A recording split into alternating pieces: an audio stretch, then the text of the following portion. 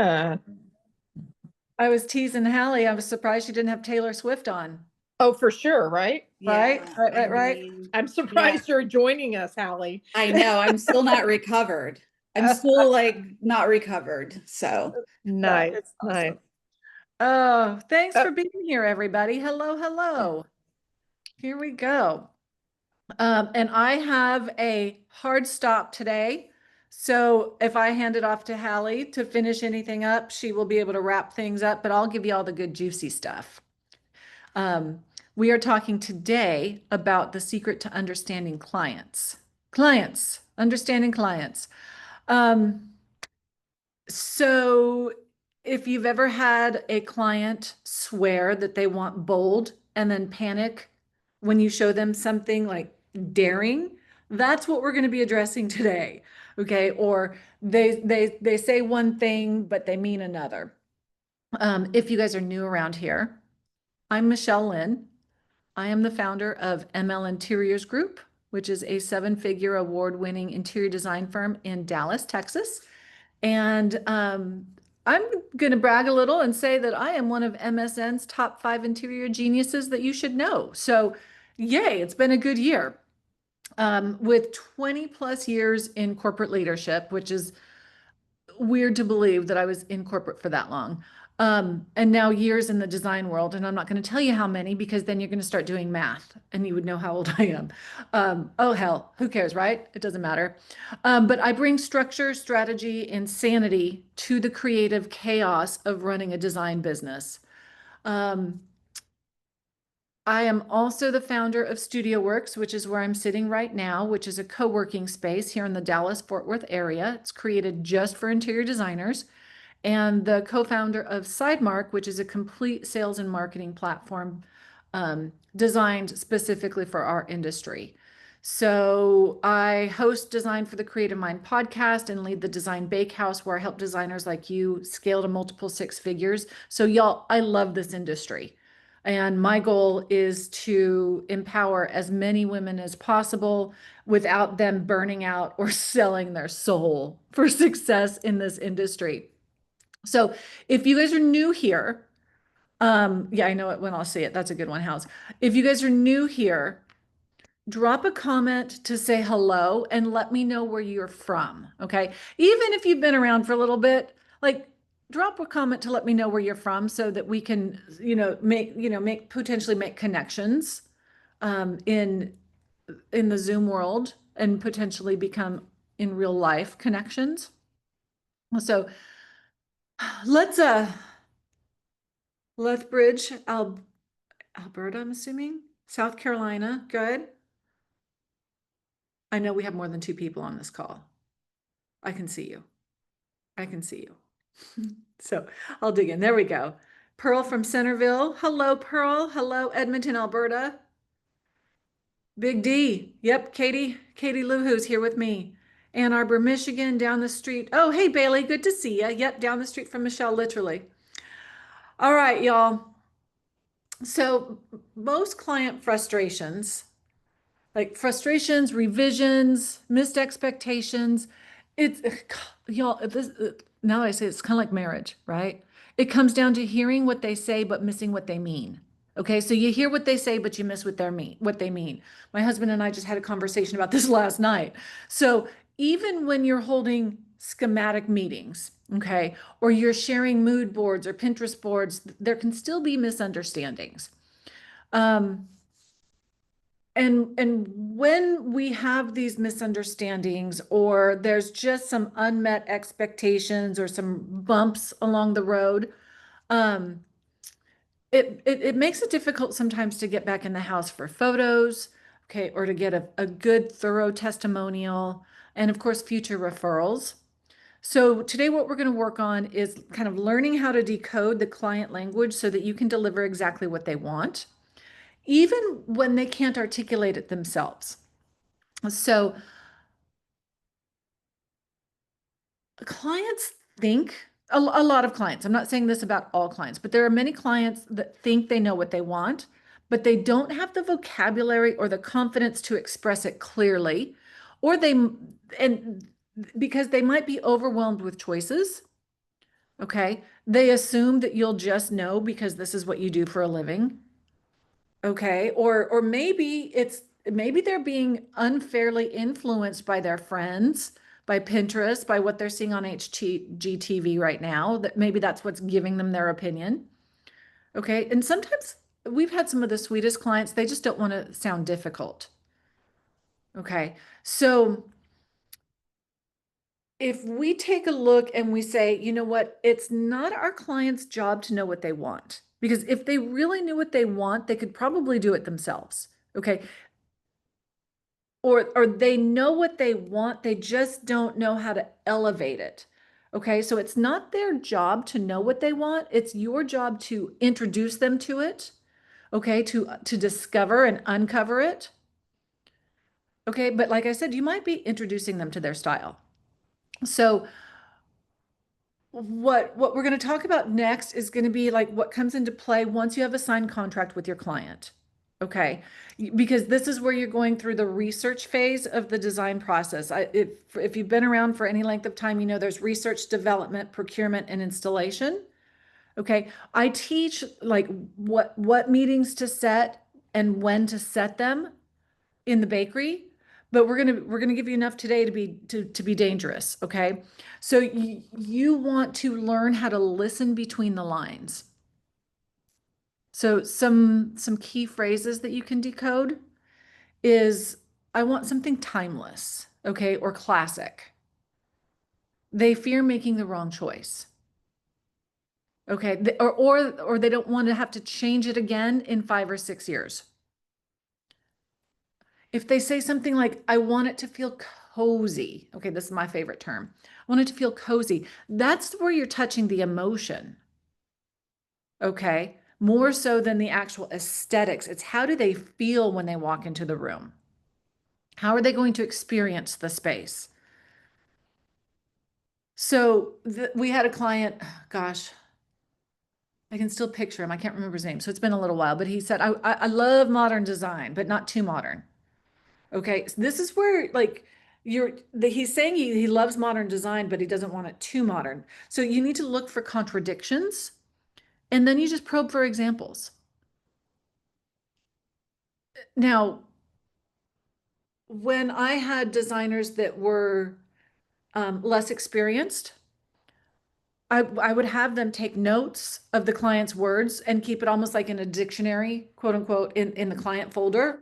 We used to keep paper folders, like hard copy folders. Now it's all electronic, but it's kind of like their words versus what they actually meant based on the patterns that they've observed. And then what we would do is we would take the clients and this is how we came up with these patterns.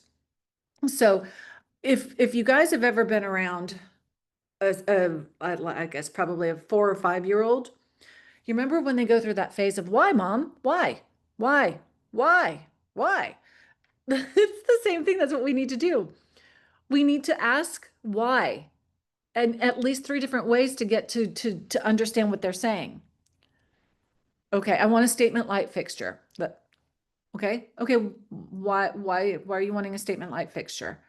Okay, well, I want the room to feel special. Okay, well, why is that important to you? Okay, you don't need to be as annoying as the 4-year-old. Why? But you want to say, okay, so why, like, what does that mean? Or why do you want it to feel special? Okay, well, I want the guests to notice it. Or I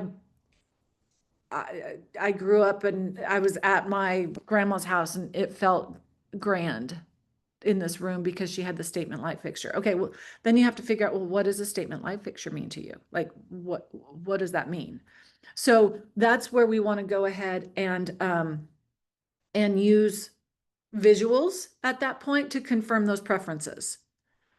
So one thing that you can do is present contrasting examples and watch their reactions. Okay, so this is not something that you're going to just send them via email. This is one of the meetings that you're going to have. Okay, so for that statement light fixture, is it going to be something, really like big and bold or bright? Okay, so you just kind of want to play with those types of examples to see what the feedback is. And then at the end of the key conversation, like as you're having these key conversations, because there's just going to be some questions that you ask kind of in passing. But when you have these meetings, when you're going through these details, restate what you heard in your own words and confirm. And then in a perfect world, you might even want to follow up with an email. I was just talking to Juliana about that. Like following up with an email. So you can have this meeting and you could, okay, so what I hear is you want something bold, but by bold, you mean it might be larger in scale, but it's still neutral. Yes, that's what I'm thinking. Okay, great. And then you can follow up with an email. Hey, I really enjoyed this. This is the direction I'm taking it. Okay. So, so in that manner, it's also anchoring in their mind. I think that's also really important because once we have these conversations, it's going to anchor in their mind and they can't be disappointed because they're going to recall those conversations. Let me rephrase that. They can be disappointed, but they're not going to blame it on you as much. Okay. So with that, when we have an understanding about what they're looking for, you get fewer revisions. So you have fewer revisions. Your projects are completed faster. Your clients are going to be happier. Your checkbook's going to be happier because you can either work larger projects or you can work more projects. Yes, thank you. It's more about just showing them mood boards. Like you can get the overall mood, but what do you think about these specifics? And the expectations will be outlined and agreed upon. And a lot of times what we're having to do is we're having to go back and remind them. So you're stacking. Okay. So you're anchoring their thoughts, but you're also stacking the decisions. So it's like my daughter Genevieve in the morning. Okay.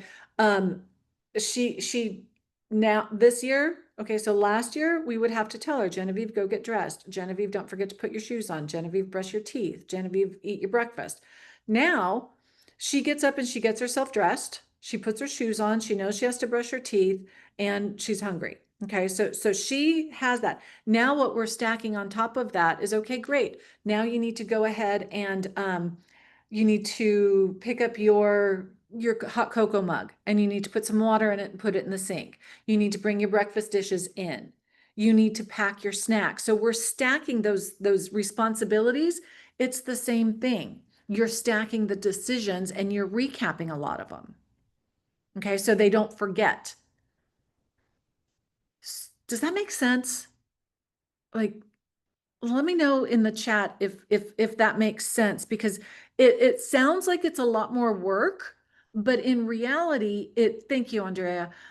In reality, what it does is it also segments the clients in your mind, because if you have 3 or 4 projects going on at a time or more, then sometimes you just have to recap in your own mind who wants what. And yes, it also keeps them from going back to what they agreed to. So you need to listen beyond the words. Listen beyond the words. Okay. And what you're going to see develop is going to be alignment, trust, and efficiency for your projects. So on your, do this. On your next client call, practice using at least one new tool. Okay. Use the why method. Okay. Or your next client meeting, whatever this looks like. Okay. Or it could be a visual translation. Okay. So, or the recap script and email. Okay. So you don't have, I mean, y'all, you don't have to do all of this at once. Just do one at a time. Okay. Why is probably the easiest one to remember, but you can also do a recap at the end of the meeting. Okay. So here's the keynotes that I took. Okay, great. And then you could even say, I'll email them to you just so we both have record of it. Okay. So what we're doing, we're extracting things from them. Your clients might not know how to say what they want. Okay, but with an awareness of that and some of these tools, you're going to know that you're going to have to work to hear it. Yes, Bailey, the recap email is super helpful. Okay, now keep in mind that we have to be efficient. So your recap email could just be the bullet points of the big decisions made. It doesn't need to be every single detail, every single pom-pom on the pillow or blade of grass, if that makes sense. So, oh, look at that. Hallie has a bonus client decoder cheat sheet PDF that she'll add to the chat. If you can't download it on the call, you can email her at hello@thedesignbakehouse and she'll email it to you. So, hey, Tiffany, good to see ya. Hi, yay. And there's Hallie. She's got her client decoder, client decoder. Hal's, I think it was saved as the wrong name. Client decoder cheat sheet. Yep. So so in the chat, what's your biggest takeaway? Like, did this help? And then let me also invite you to what we're doing. It's called Back to School. Okay, we're going into the fall. My kid just started first grade. And so I was talking to Hallie and I was like, you know what? Why don't we do Back to School also? So if this free training gave you momentum, the Back to School is a program that starts on September 8th or 9th. And what we're doing is we're taking once a week, I'm coming live for a full hour and I'm walking you through all of the content in the Interior Design Business Bakery key ingredients. Okay, this is not the full bakery, it's the key ingredients, but we're going to be walking through it module by module, lesson by lesson. You're going to get the downloads, you're going to get the worksheets. This is the first time I've ever done this, but I think it's going to be fun. I think it's going to be a lot of fun. Okay, so y'all, I offer several ways to work together depending on where you are in your business and wherever you want to take it. So thanks for being here. This is a little bit shorter, but if you have any complaints, I'll give you your money back if you feel like you've been ripped off. So yes, good. Paisley, thank you. Eileen, stacking strategy. Good, good, good, good. So I will see you guys. I've got to hop on another training that I'm doing for the Real Estate Staging Association. And I will see you guys next week. Hallie, are we back next week? Yeah, I believe so. Okay. But I do hope to see you guys. Check out Back to School. Yes. It's an easy way to get your to get the key ingredients. What we're talking, Hallie, I'm gonna go. Will you tell Yeah. them what we're covering? Yeah. Bye. Thank you. Bye. You Bye. my daughter. Bye. I was like, let me say goodbye first. I'll stop recording too.